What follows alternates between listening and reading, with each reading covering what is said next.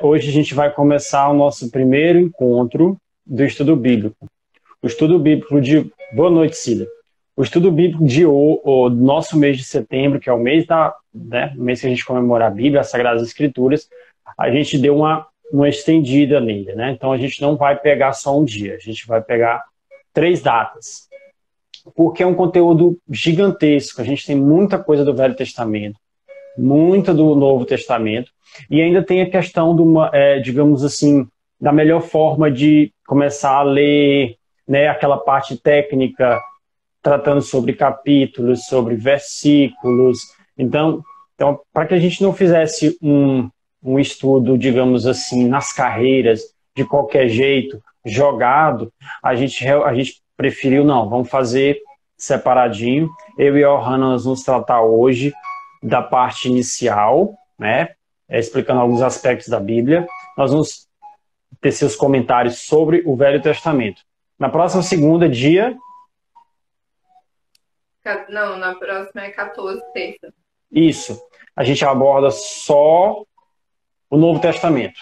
E no último dia 20, E no dia 20, a Isadora, a Dona Alice e a Ju vão trazer o conteúdo para vocês de como aproveitar o máximo a Bíblia, né? A parte mais técnica mesmo, a parte mais, digamos assim, de como é que a gente faz para, por exemplo, começa em que parte?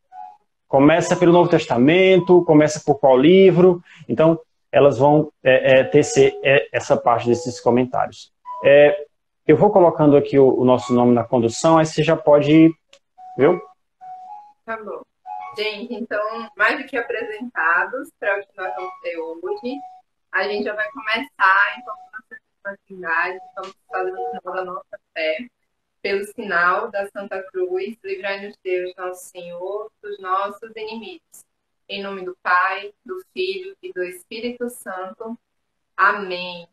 Vamos invocar o Espírito Santo, ele está sempre presente, mas que a gente esteja bem sensível à presença dele, que principalmente, meu Deus, nada que hoje nós coloquemos aqui seja por nós, seja realmente tudo inspirado pelo Senhor, tudo que a gente fale seja guiado e que chegue também aos ouvidos de cada pessoa conforme a tua vontade.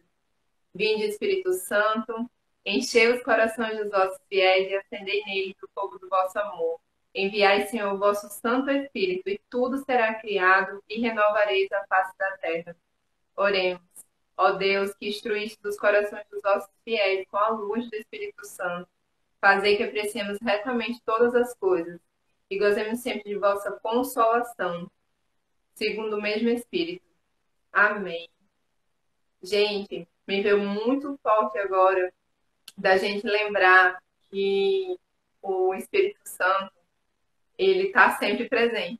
Então, que, por favor, vocês peçam também ao anjo da guarda de vocês para livrar de qualquer distração, de qualquer coisa, de qualquer dúvida, que sempre escute, né? Acolha com o coração e depois a gente segue, né?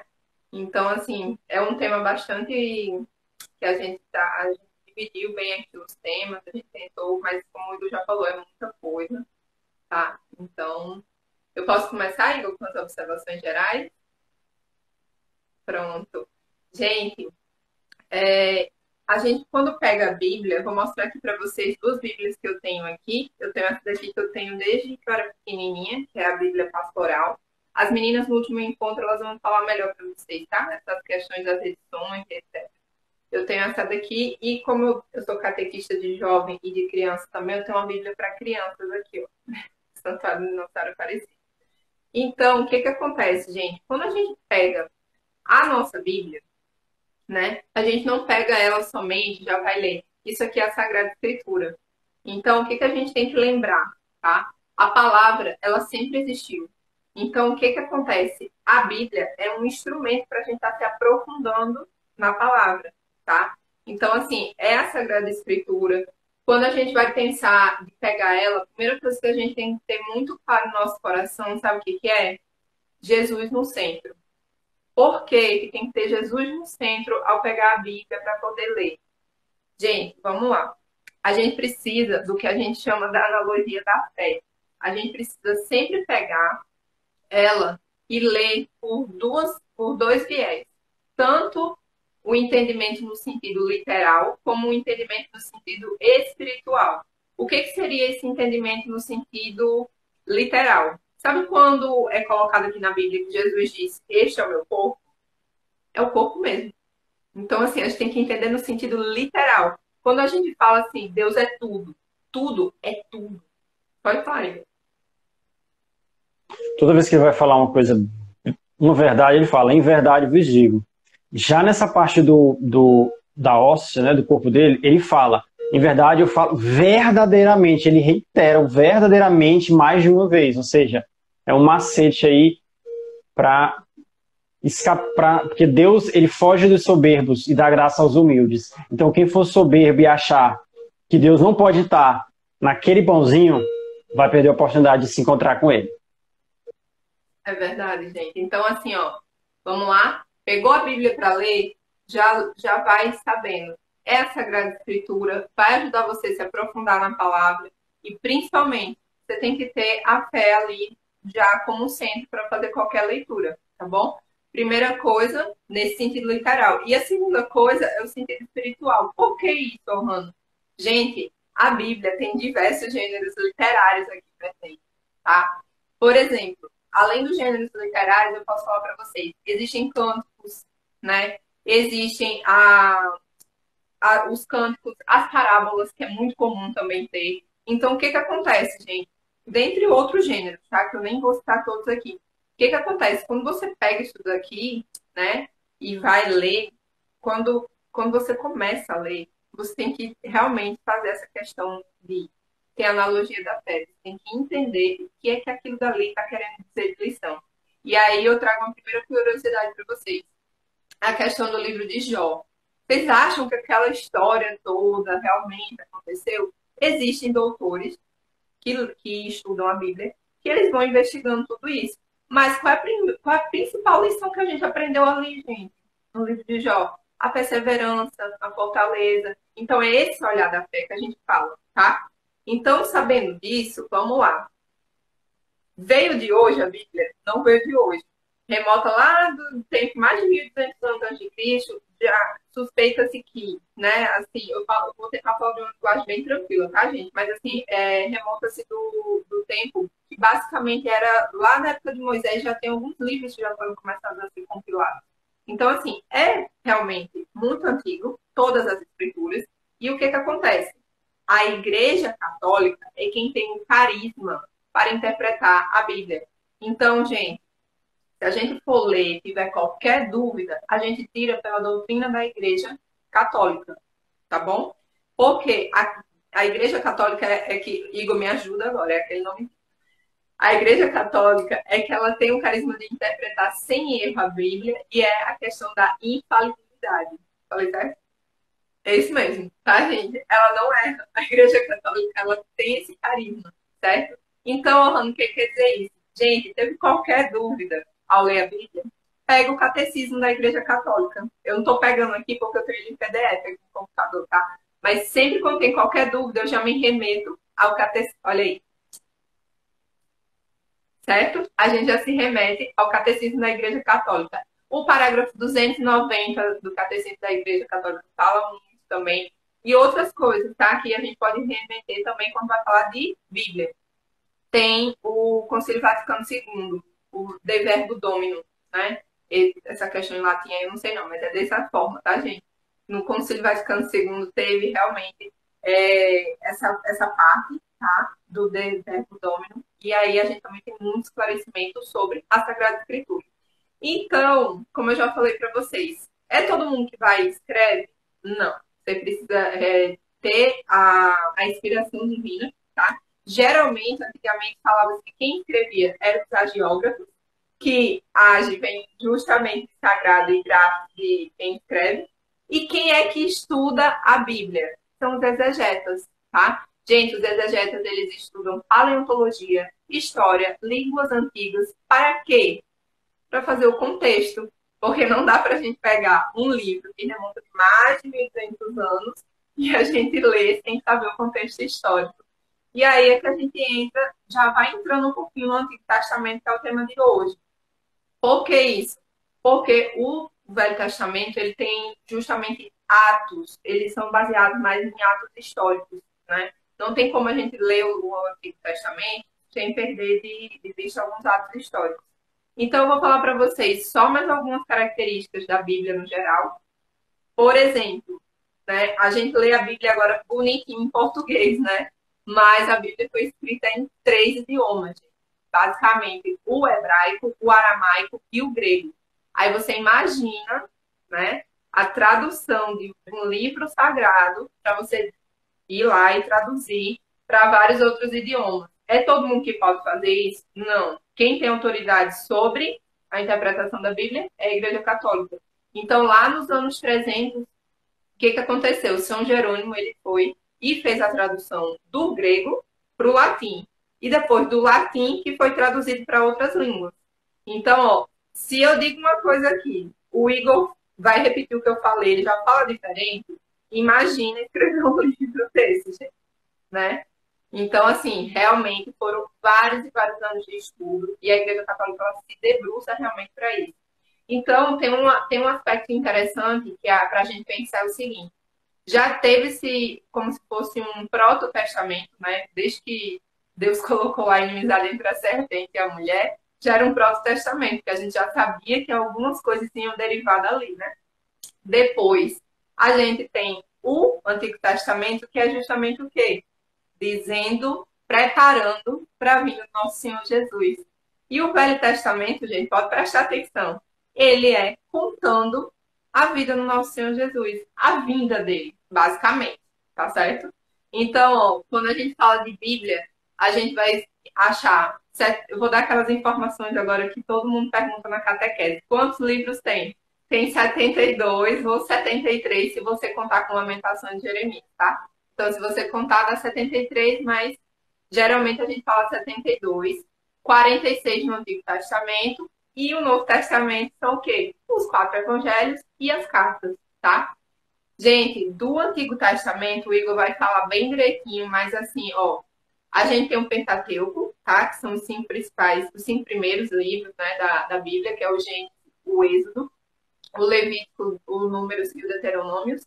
Depois ele vem os livros históricos, depois a gente vai ter os sapienciais, que falam da sabedoria e tudo mais. Aí a gente vai ter grandes profetas, né? Acho que é 4, mas basicamente, né? Os 4 grandes profetas. Depois a gente vai ter o que chamam de profetas menores, que são mais ou menos 12, né? E aí já já ele vai explicar melhor. Eu juro que eu tô terminando, tá, Igor? Porque eu peguei algumas curiosidades para falar pro pessoal aqui, que eu já disse para vocês a questão histórica do Antigo Testamento, né? E não dá para a gente falar de Antigo Testamento, gente, sem entender de onde que foi a base disso que aconteceu, tá? O Antigo Testamento ele é escrito a remota de 4 fontes, certo? A gente tem a fonte que se chamava Deus de Javé, que é justamente os javistas. Tem a segunda fonte, que é o pessoal que era lá da época, lá da Samaria, tá? Que são os eloístas, que chamava Deus de Elohim. E depois a gente tem a base deuteronômica, que é repetição da lei, afirmação das leis, e a sacerdotal, que foi escrita no exílio. Por que eu preciso saber disso, Hanna? Porque esses 4, gente, eles formam a chamada Torá, sabe? Então, o que acontece? Quando foi aproximadamente 200 anos antes de Cristo, o rei do Egito lá em Alexandria, o que foi que ele fez? Tinha uma grande biblioteca, ele quis traduzir, sabe? Ele quis traduzir. Queria ter todos os livros, né? Tava faltando o quê? A Bíblia. E aí ele falou o quê? Traduz aqui, né? Do hebraico para os gregos, chamou vários escribas e etc e tal. E aí ele escreveu o quê? Os 70, ou a Septuaginta, né? Que a gente pode chamar os 70. E aí, gente, depois disso, veja bem, viu? Isso foi antes de Cristo. 200 anos antes de Cristo, teve a Septuaginta. Essa é escrita de 70 livros.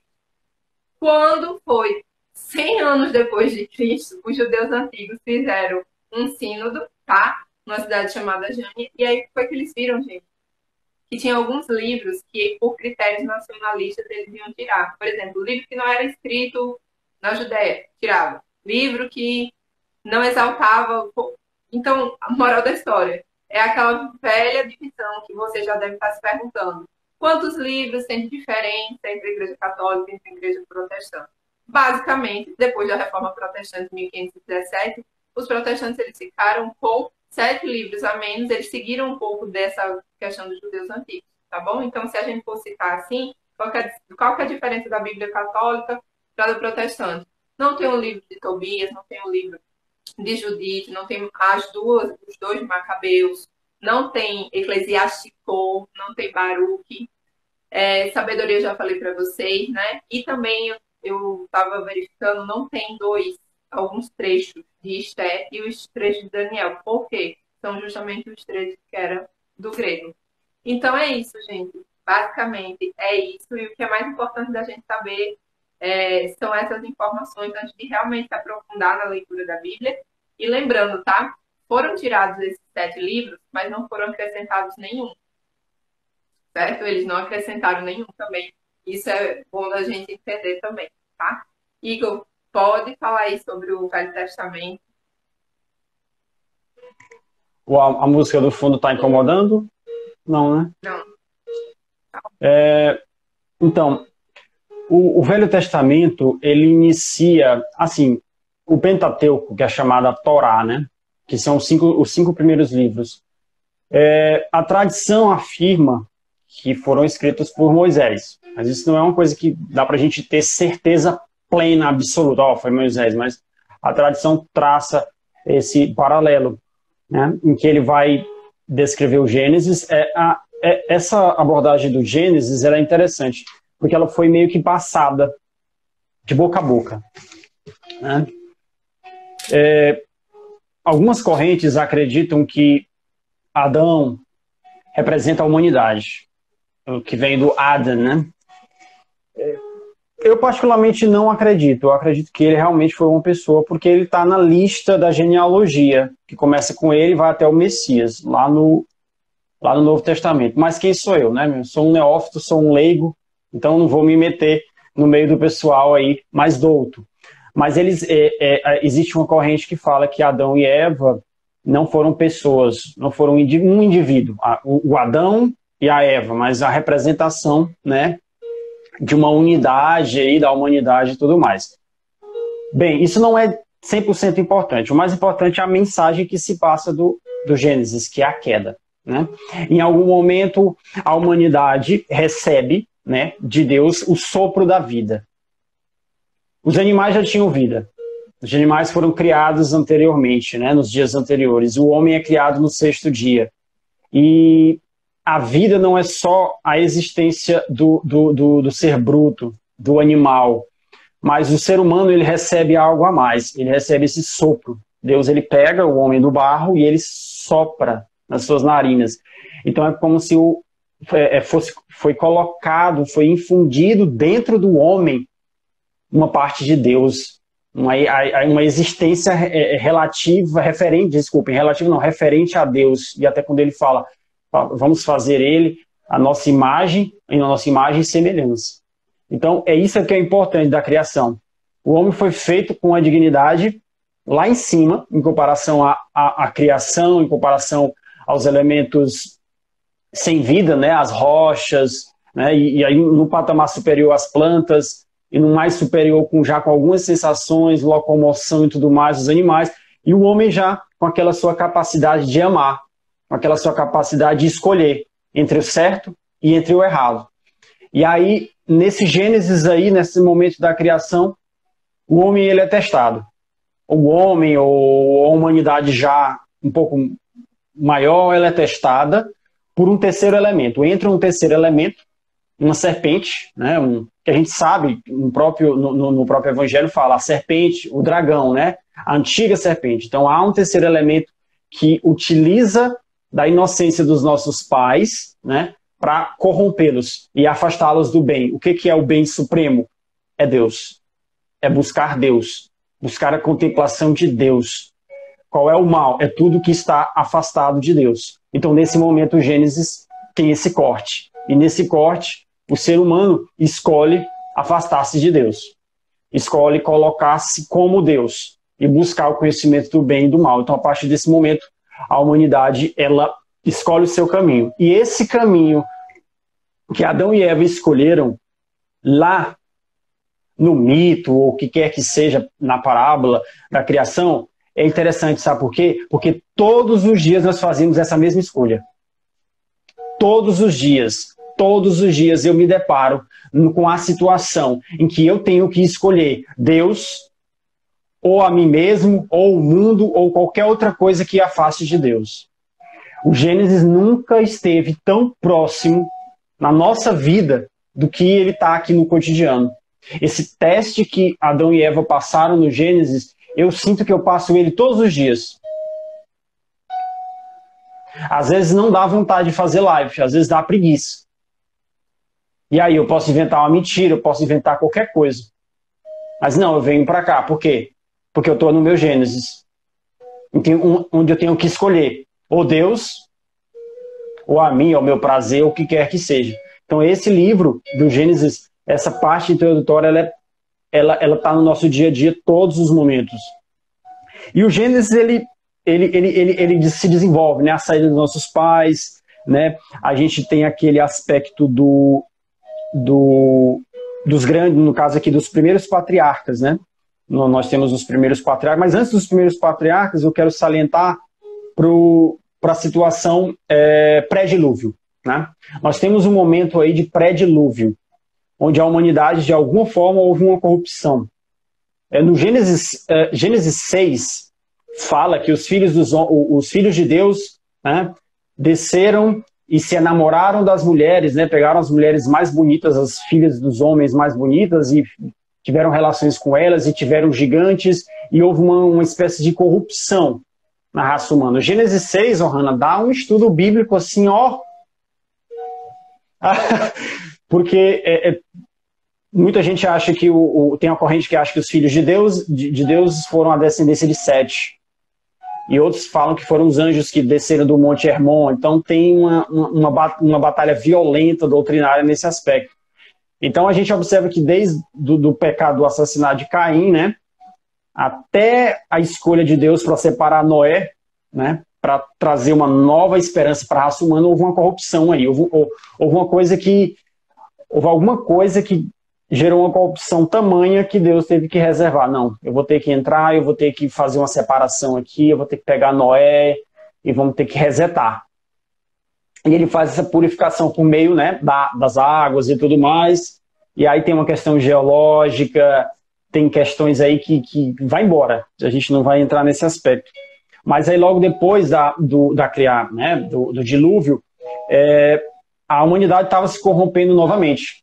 O processo ia acontecer a mesma coisa que aconteceu e ia acontecer novamente. A gente vê isso de forma muito precisa em Sodoma e Gomorra, né? Então o que acontece? Deus seleciona Abraão, bora Abraão, sai daí dessa tua região, vem para cá, porque eu vou fazer você o herdeiro aqui de uma quantidade infindável, né? Você vai ser herdeiro da quantidade de uma quantidade de filhos de estrelas que tem no céu. Então ele separa os patriarcas, né? Primeiro Abraão, ele faz aquele teste com Abraão, né? Ele pede para Abraão sacrificar Isaac, e Abraão, né, quando está próximo de sacrificar Isaac, e ali a gente já vê Jesus Cristo. Você vê o Abraão representando o pai, Isaac representando o filho. E aí ele vai sacrificar o filho. E aí Isaac vai levando o que nas costas? A lenha, a madeira, a cruz aqui. E aí ele chega lá para fazer o sacrifício e diz: opa, Deus, para, já provou que está tudo certo. E ali é lindo porque tanto Abraão é provado, como Isaac também é provado, porque Isaac é o filho, ele poderia não aceitar. Não, pai, não vou deixar o senhor me matar não, mas ele mesmo, não, vamos, se é Deus que está pedindo, vamos. Claro que isso é dentro de um aspecto de uma sociedade tribal, então a gente não pode achar que Deus vai pedir para a gente fazer isso hoje, matar um filho. Não, isso é um aspecto de sociedade tribal. Abraão vivia no meio de tribos, eles viviam no meio, com cabanas assim no meio do mato, então não é coisa que Deus vai pedir para a gente estar fazendo hoje, não, é um contexto diferente, a Bíblia tem sempre esse aspecto de contexto. A gente vai ter Jacó, né? Logo depois, Jacó tem até um confronto com o anjo, que o anjo toca na perna de Jacó e deixa Jacó coxo, entendeu? E aí já tem aquela questão também de Jacó com o irmão dele, que é gêmeo, e aí tem como é o nome do irmão dele, meu Deus? Aquele que nasce cabeludinho, que eu esqueci agora o nome, o Esaú. Acho que é Esaú. Sim, aí que ele vende a herança dele. Esaú vende a herança dele por um prato de lentilha. Então, essa parte aí traduz de forma específica esses grandes patriarcas, né? E a gente vai ter também a Torre de Babel, né, com o Nimrod, que é um aspecto em que a sociedade se coloca dentro de um governo centralizado, um governo mundial. A Torre de Babel é isso, é um governo mundial onde só tem uma língua e Deus dispersa as línguas e tudo mais. Eu não vou entrar em detalhes, porque hoje a gente está assim, tem um pessoal hoje em dia também querendo fazer uns governos mundial aí, mas a gente não vai entrar em detalhes nesse aspecto, certo? A gente prossegue. E pronto, o Gênesis, ele encerra e já insere o elemento, né, ali com José, né, José do Egito, e todos os seus irmãos, né, que já é Deus tirando aquela tribo, tirando aquele povo escolhido da sociedade tribal e já levando eles para uma sociedade, digamos assim, mais avançada, né, mais tecnologicamente avançada, que seria o Egito. Só que eles passam alguns séculos escravos e tudo mais, e já entra no Êxodo, né? O Êxodo ele já traz o Moisés com a promessa de libertação, e Deus faz maravilhas formidáveis para tirar aquele povo daquela situação. E o povo é ingrato, o povo é chato, Deus dá as coisas e eles reclamam: nós cebola do Egito eram melhores, não sei o que, nós estamos enjoados desse pão que desce do céu, não sei o que, não sei o que. Isso aí vai culminar no impeachment de Deus, que já está chegando o impeachment de Deus. Isso aí é o Pentateuco, né? A gente trata desse aspecto do Gênesis, do Êxodo, que é a saída do povo de Israel. Deus precisava selecionar esse povo. Porque por meio desse povo que tinha essa cultura, que sabia de onde vinha o Deus verdadeiro, era de onde ia vir o Messias. Se Deus não tivesse tomado as rédeas, entende? Se Deus não tivesse se colocado, né, diante da criação para nortear esse povo, o Messias nunca teria conseguido vir. Claro que Deus pode mandar o Messias dele a hora que ele quiser, independente do que seja, mas Deus não é intrusivo, Deus ele não força, Deus ele está sempre respeitando o livre-arbítrio. O Espírito Santo ele é muito sutil. Então ele prefere que a forma como ele conduz as coisas seja uma forma mais sutil, até de certa forma respeitando os caminhos errados tomados pelo ser humano. Certo? Os outros livros, a gente tem o Levíticos, né? Que ele é um manual, que ele é redigido para a casta sacerdotal, que é a tribo de Levi. Das 12 tribos de Israel, Deus seleciona a tribo de Levi para ser a casta sacerdotal. Eles vão tomar de conta do templo, eles vão tomar de conta de todo o trabalho que envolve, né, a liturgia, o trabalho sacerdotal em si da comunicação com Deus ali. Tem a ver com a Arca da Aliança e tudo mais. Então, o Levítico ele traz esses aspectos, traz muitas leis mais voltadas para essa questão. Que mais? Tem também no Levítico leis morais e código civil, né? Porque como a sociedade já estava estabilizada, tinha uma certa estabilidade, então existiam muitas querelas civis. Fulano de tal me roubou, fulano de tal roubou meu cabrito, não sei o quê. Então ali você encontra esse corpo, né, esse código, onde você encontra a resolução boa parte desses conflitos, e também questões morais, de costumes, né?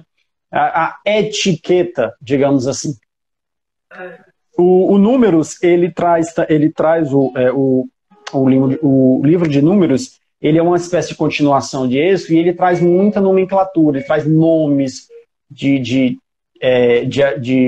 nomes de todas as pessoas que participaram de determinadas situações, ele traz também uma lei própria para o pessoal que passou aqueles 40 anos no deserto.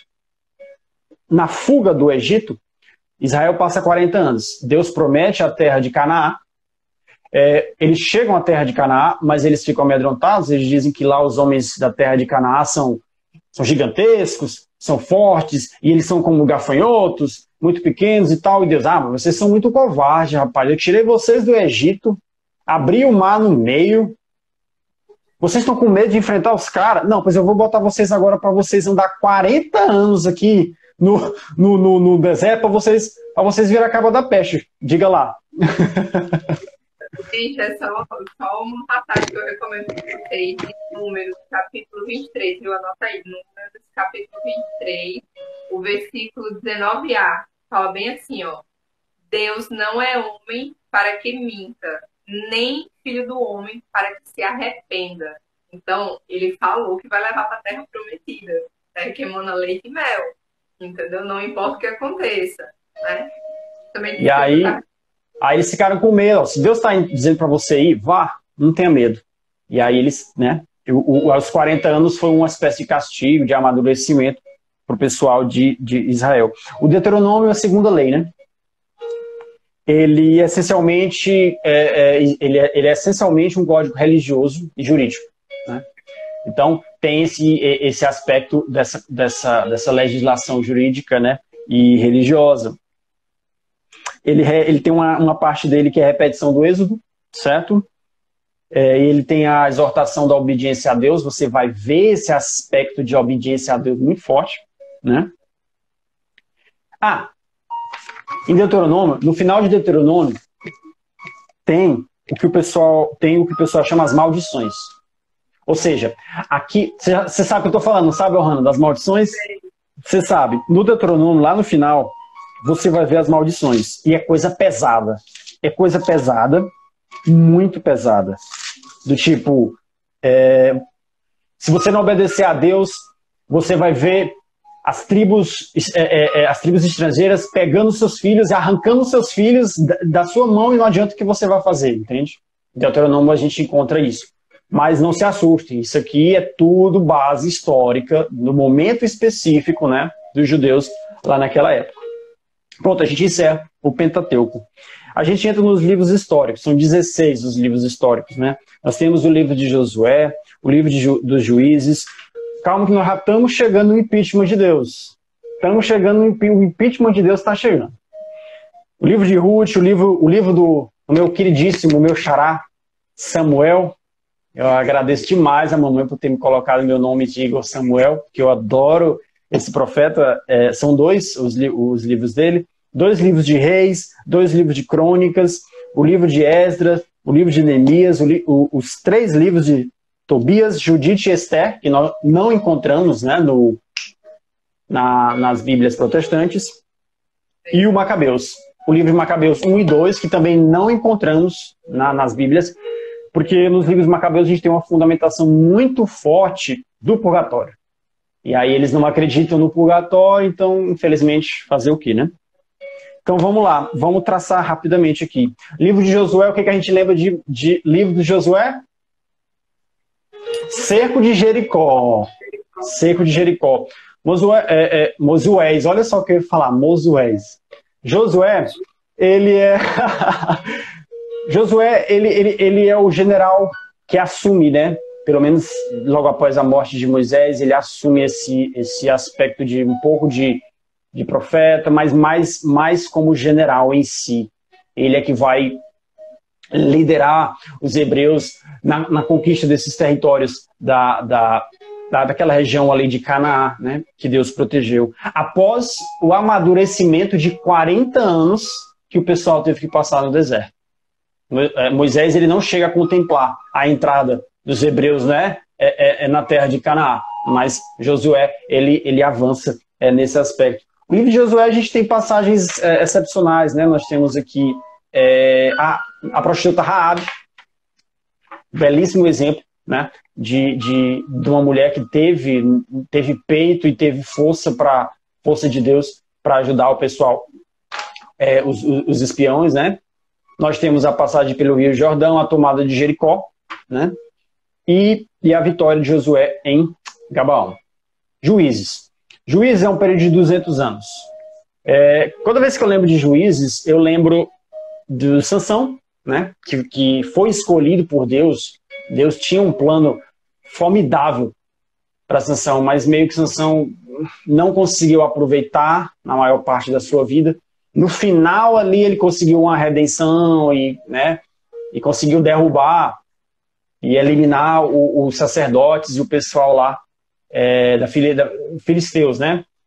Que cultuavam o deus Dagum. Mas assim, durante toda a trajetória, infelizmente, Sansão andou muito aquém do que Deus queria para ele. Mas a gente tem um exemplo também de Débora, excelente juízo, muito pouco explorado, né? Inclusive as mulheres aqui são muito pouco exploradas pelas feministas modernas. As feministas modernas pegam os exemplos mais esdrúxulos para mostrar a força da mulher. Eu não vejo as feministas modernas pegando os exemplos das mulheres maravilhosas, assim, formidáveis que tem na história da Bíblia e tudo mais. Eu não vou nem começar falando de Nossa Senhora, né? Porque, enfim, ela é a mulher, provavelmente a mulher mais importante da humanidade inteira. Talvez até o ser humano mais importante da humanidade inteira. 100% humano, talvez seja Nossa Senhora. Então, o livro de Juízes tem uma passagem interessante que é a de Gedeão. Vocês já ouviram falar dos 300 de Esparta, né? Antes dos 300 de Esparta, teve os 300 de Gedeão. Então, muita gente gosta de falar que os 300 de Esparta, que a Bíblia copiou os 300 de Esparta. Não, Gedeão é mais antigo. É bem mais provável que o 300 de Esparta tenha copiado os 300 de Gedeão. 300 de Gedeão é uma história formidável, em que Deus consegue provar para os israelitas que com apenas 300 homens, sem usar de violência, apenas assustando, digamos assim, os inimigos, ele consegue colocar esse pessoal para fora. E ele pega Gedeão, que era um rapaz muito simples, não tinha nenhuma postura e não tinha absolutamente nenhum perfil de general. Todo atrapalhado, mas ele consegue fazer com que esse homem se torne um verdadeiro líder militar. Por quê? Pela sua humildade. E agora a gente vai entrar no aspecto do impeachment. É agora que começa o aspecto do impeachment de Deus. Preste atenção no que eu vou falar. Após Gedeão ajudar na libertação do povo hebreu, o que acontece? O povo hebreu vira para Gedeão. Gedeão, você tem que ser nosso rei. Nós queremos que você seja o nosso rei. Gedeão... Nós queremos porque eles viviam aqui nós estamos no livro de Juízes. Os juízes, eles viviam no quê? O poder era completamente descentralizado. Você tinha as 12 tribos e você tinha o Pentateuco, a Torá, certo? E que eram as regras, como eu falei para vocês, a regra civil, a regra jurídica, a regra sacerdotal. Então, quando você tinha qualquer querela, qualquer problema, o que você fazia? Você chegava até o juiz e aí ele deliberava e resolvia. Então, não existia um Estado. Não existia um poder estatal em si. O povo judeu era todo descentralizado. Deus era o rei desse povo. E os juízes eram os que resolviam as querelas, os contratos, por assim dizer. Só que o povo judeu começou a querer copiar os amiguinhos. Lembra a gente quando a gente está na escola? Que a gente não pode ver o amiguinho com uma coisinha nova, que a gente quer imitar? Papai, compra para mim. Papai, compra para mim. É a mesma coisa. Os povos, mesma coisa. Os outros povos, né, que não acreditavam em Deus, já tinham reis. E o povo judeu, o povo hebreu, né, eles queriam um rei. Gedeão, conseguiu libertar o povo de Israel, com a ajuda de Deus. O pessoal chega para ele: Gedeão, nós queremos que você seja o nosso rei. Gedeão vira e fala: eu não sou rei coisa nenhuma. Rei só existe um.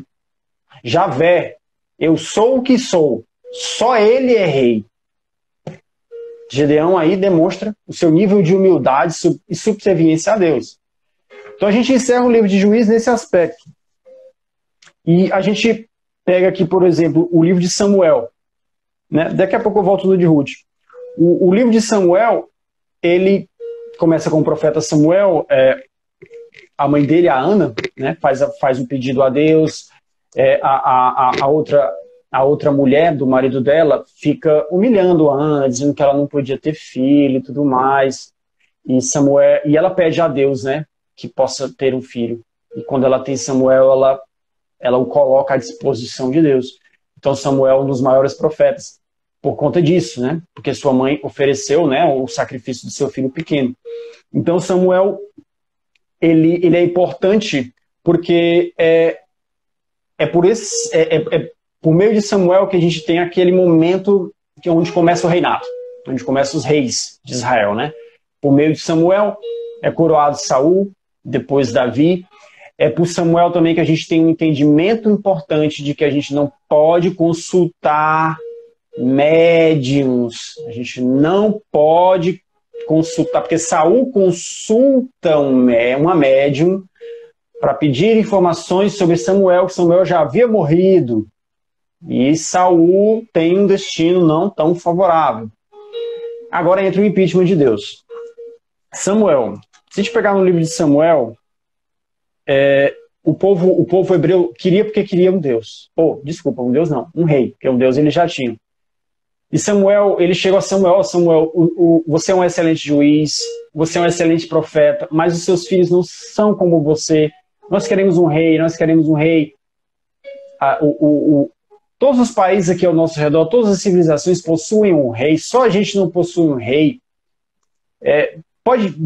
Diz para Deus, diz para Jeová, que a gente quer um rei, ele pode escolher. Samuel não gosta disso. Samuel disse, minha gente, isso aí não... Isso que vocês estão fazendo não é interessante.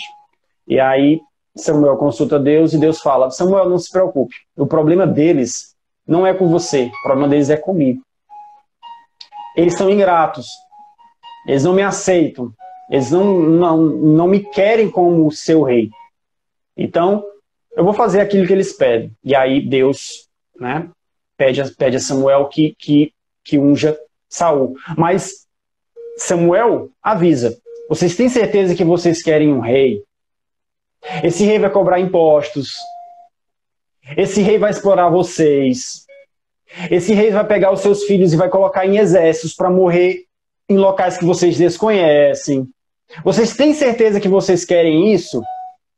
Aí o povo de Israel, sim, queremos. Abaixa Deus, impeachment de Deus, a gente quer um rei. Pois está aí. Deus deu um rei para vocês. E dos reis, poucos foram, da lista dos reis de Israel, poucos foram os bons. A maioria foram péssimos. Então Deus está o tempo todo tentando nos atrair para as coisas boas, mas a gente está sempre buscando os lados opostos. E Deus deixa. Deus, quando vê que o filho está indo para o caminho errado, e ele tenta trazer o filho de volta, e o filho insiste, Deus deixa. Por quê? Porque Deus resiste aos soberbos e dá graça aos humildes. Então esse aspecto é importante. O povo de Israel abandona Deus, abandona ficar debaixo, né, do guarda-chuva, debaixo da asa de Deus, e busca ter um rei idêntico às sociedades, né, às sociedades das regiões ao redor. O livro de Ruth trata de uma mulher, né, que entra até para a linhagem do Messias, a Ruth. A devoção dela e a caridade dela me lembra até um pouco de Nossa Senhora. Porque ela ajuda a sua nora, a Noemi. Entende? Ela já é viúva, aqui, ó, trata-se de uma mulher estrangeira, viúva de judeu. Viu ela fixar-se em Israel, permaneceu fiel ao afeto que tinha a sua sogra, a Noemi. Então, toda vez que eu vejo Ruth, eu me lembro Nossa Senhora, da visita de Nossa Senhora à sua prima Santa Isabel, né? Nossa Senhora, ela tem aquela caridade de ajudar, porque a Santa Isabel já estava velha e tudo mais. Eu sempre recordo bastante dela nesse aspecto. O livro de Reis, o primeiro e o segundo, vai falar sobre todos os reis de Israel. Desde Saul, Davi, né, Salomão, até o final do reinado, quando Deus acaba com esse negócio de reinado e bota pro pessoal da Babilônia encerrar com esse negócio de rei que não dá certo, não. Rei só tem um, que é Deus. Nas crônicas, as crônicas A princípio, tem até um nome muito estranho. É Paralipomenos. Era junto.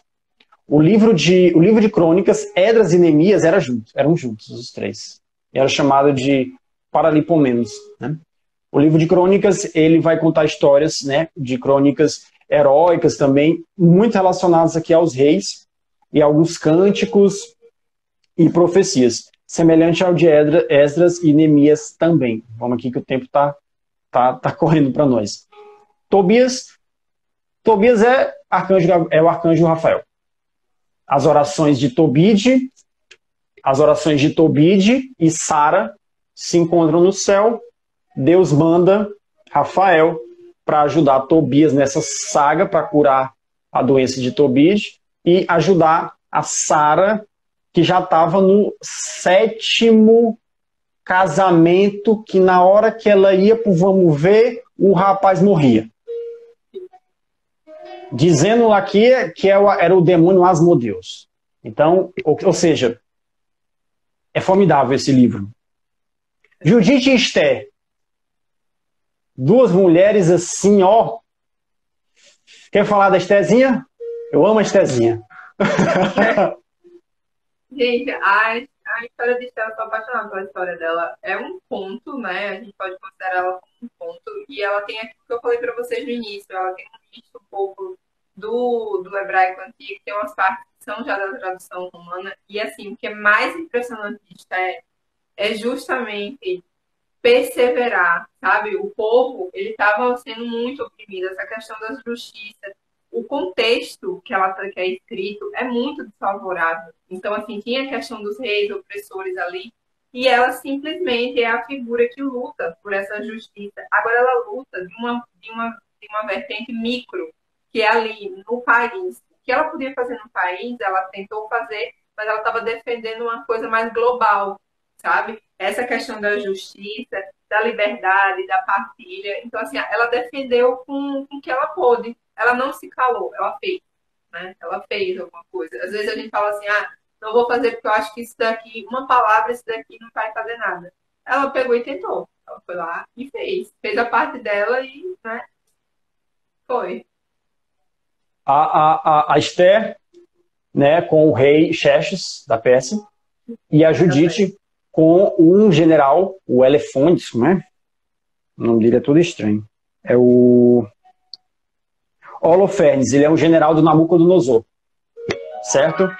Ela faz um estratagema, ela é extremamente astuta, a Judite. Ela evita esse cerco, né, esse massacre contra os hebreus, apenas, digamos assim, passando os queixos nesse general, certo? E aí ela corta a cabeça dele e bota dentro do saco. Enfim, continuando. Deixa eu ver. Os dois livros de Macabeus, como eu já falei para vocês, já é encostando já em Jesus, muito próximo, e tem esse aspecto do purgatório, né? A gente tem, o mais marcante do livro de Macabeus, é esse oferecimento de Judas, né, de Macabeus, aos mortos, né, aos soldados dele que foram mortos lá na batalha.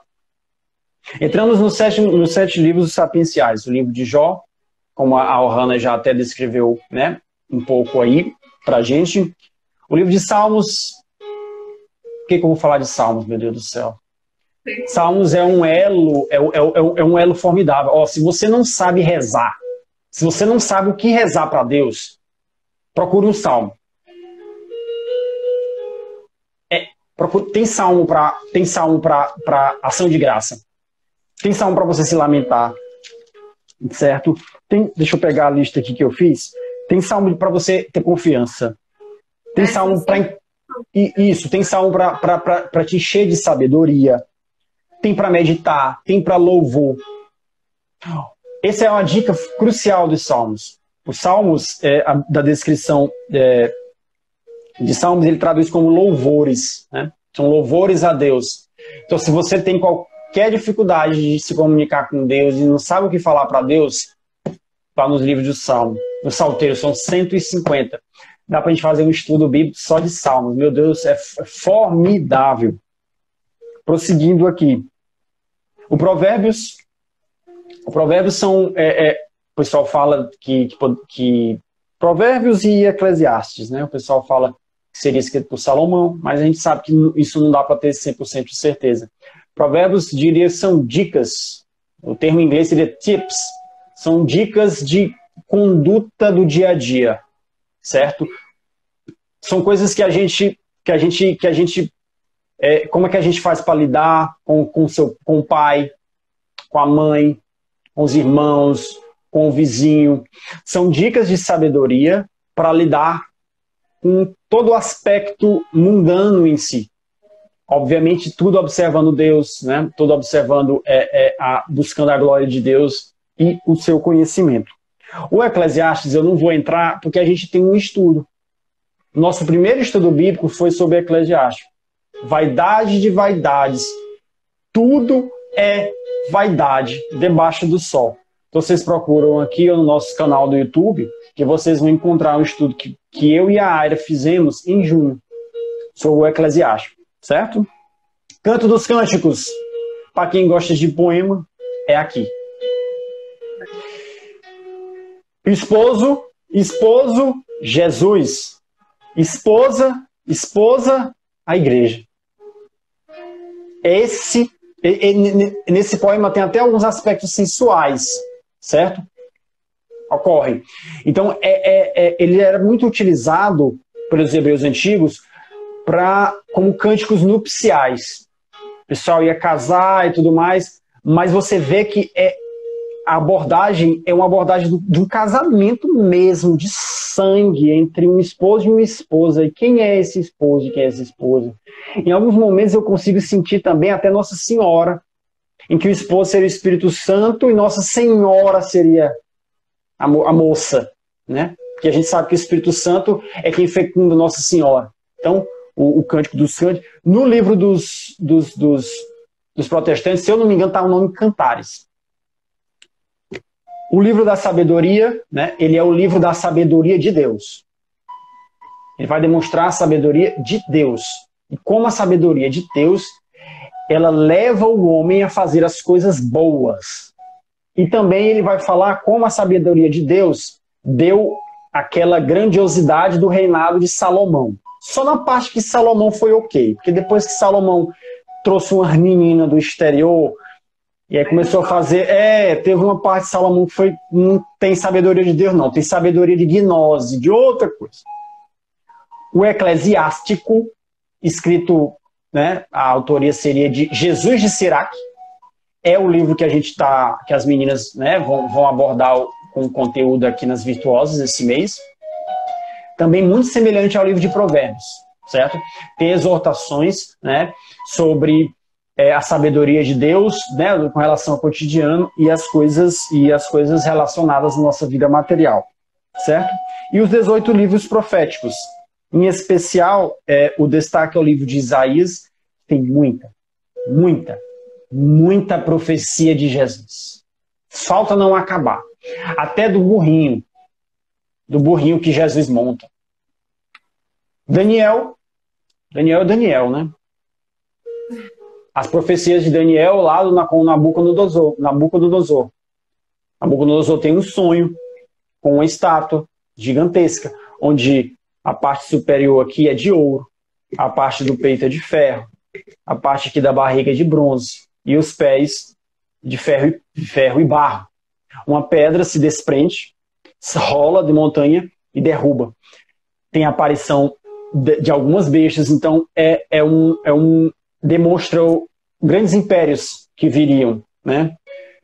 O Império da Babilônia, tem o Império Romano, o Império Grego, certo? E também já dá determinados sinais para o Apocalipse, nosso Apocalipse, né? Que é a segunda vinda de Jesus. E no livro de Daniel também a gente tem o amor incondicional de Daniel para com seu Deus, não só Daniel, mas, olha, 41:10. Mas não só, é do burrinho? Você botou? Não, eu coloquei uma passagem para depois o pessoal conferir. Que é certo. Aquela passagem que fala que não temas que eu estou contigo. Sim. Então Daniel é um amor incondicionável, que ele não nega a Deus ao ponto de ser jogado numa jaula cheia de leões. Dos seus 3 amigos, o Abednego, a Sadraque, eu esqueci o nome do terceiro, que também não negam a Deus e são colocados em uma fornalha ardente, e Deus manda um anjo salvá-los. No caso de Daniel com os leões, né?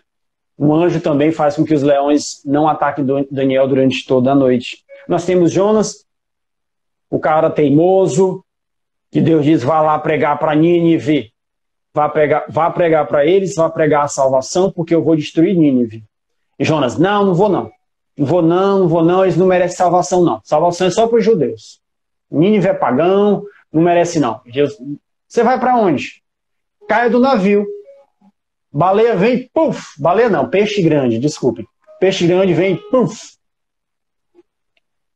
E Jonas, aquela coisa do povo hebreu de acreditar que a salvação seria só para eles. Isso vai dar trabalho, né? Até com Jesus vai dar trabalho isso aí. Eles acreditam que o Messias vai vir um guerreiro que vai libertar eles. E as outras nações que se ferrem. É só a gente. Então a gente já vê isso aqui em Jonas. Então, eu falei bastante, a minha garganta tá para me bater. Mas é mais ou menos assim. Eu queria podia ter mais tempo de abordar cada um desses profetas menores. Tem uns que eu gosto bastante, o Malaquias, o Naum, mas infelizmente é porque não dá, gente. Desculpa. Já está com 59 minutos, a gente já vai ter que encerrar. E me desculpem, eu não pude abordar mais com maior riqueza de detalhes. Eu queria falar um pouco mais sobre Macabeus. Mas é isso. Você quer acrescentar alguma coisa, Hanna, enquanto eu respiro? Não, mas é porque a gente já vai passar um pouco mesmo, né? Você já vai ter que quebrar. Então, porque só falta um minuto, né? Não vai dar para encerrar agora em minutos. Então, vamos fazer assim, gente. Queria perguntar para vocês, como o Igor falou, ele falou muito, porque a gente resolveu fazer esse resumo de todos, da maioria, né? De todos os livros possíveis, a gente resolveu fazer da maioria dos livros do Antigo Testamento, justamente porque a gente sabe que nem todo mundo já leu a Bíblia toda, e assim, tem muitas histórias interessantes. Então, todas essas que a gente citou aqui, todas as outras que existem, que a gente falou para vocês aqui, é muito interessante verificar depois. E essa passagem de Isaías que eu coloquei para vocês, tem várias outras passagens como lá no, acho que é no livro de Joel, acho que é o capítulo 3, tem lá, diga ao fraco, eu sou forte. Então, assim, não são palavras que você vai ler, como eu falei, e assim, vai desconsiderar o contexto. Eu acho que o que ficou bastante claro aqui, hoje, do Antigo Testamento é: a gente nunca pode pegar a Bíblia sem considerar todo o contexto histórico. Exatamente. Né? Isso é o que fica para a gente do primeiro encontro, do Velho Testamento. Não tem como a gente não considerar os aspectos históricos.